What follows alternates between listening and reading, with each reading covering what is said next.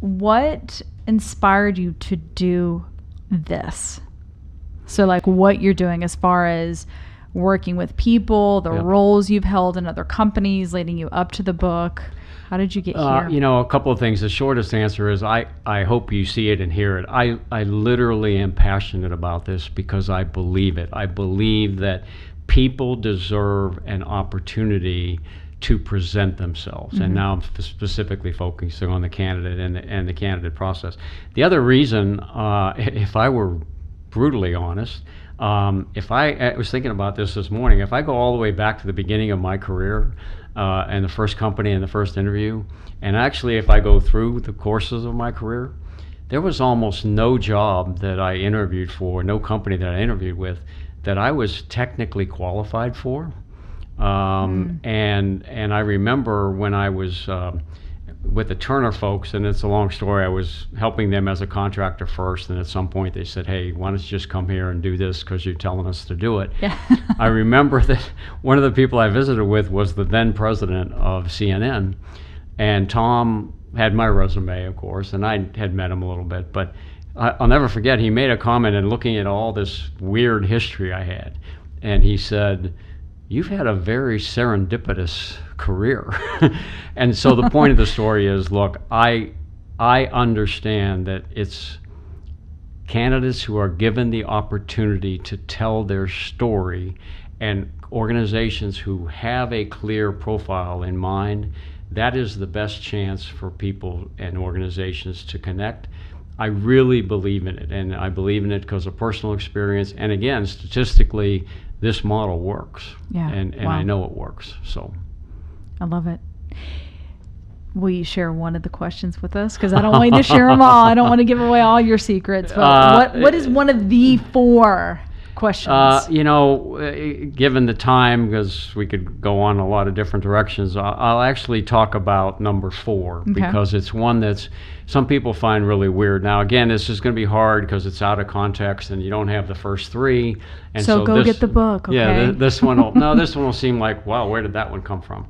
But the last of the 4 questions that I cover with people is, tell me what you do for fun. What do you do with your free time? Now, again, candidates are like, wow, I never heard that one before. It's not a game. It's not a trick, by the way. I talk a lot about there are no tricks in games to be played. But here's why it's an important number 4. Now, remember, we've covered a whole lot of ground with the other 3. Yeah. But think about this. The way that a person spends their free time and what they do for fun, that is one aspect of their life that they are 100% in control of, right? Yeah. So at the point at which I say, I'm going to take a time out, or it's the evening, I'm going to relax, it's the weekend, I'm going to relax, I'm going to make a decision about how I want to spend my time. Now, it may not be that conscious, but it really is. And so for me, I'm fascinated to know, when you are 100% in control, how do you spend your fun time? What do you do for fun? And by the way, as you would expect, I've heard every possible answer that you can think of along the spectrum of that. But what's woven in all 4 of the questions is, if I listen and I talk about becoming a student of human behavior.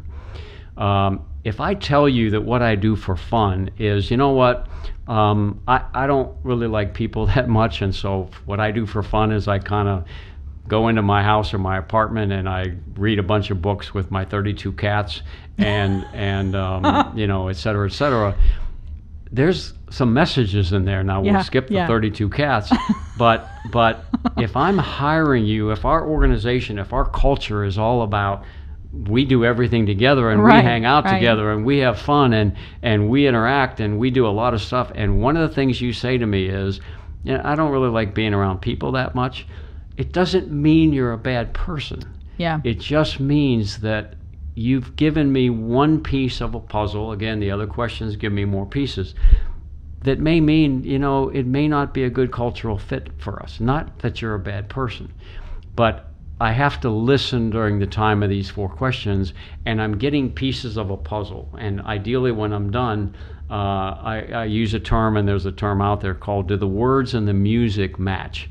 So you can say to me, I love people and I'd be the greatest salesperson that you ever had, and and then later on or sometime I hear something else that puts a piece of the puzzle that says, God bless you for what you do for fun, but it may not be the right fit that we're looking for right now.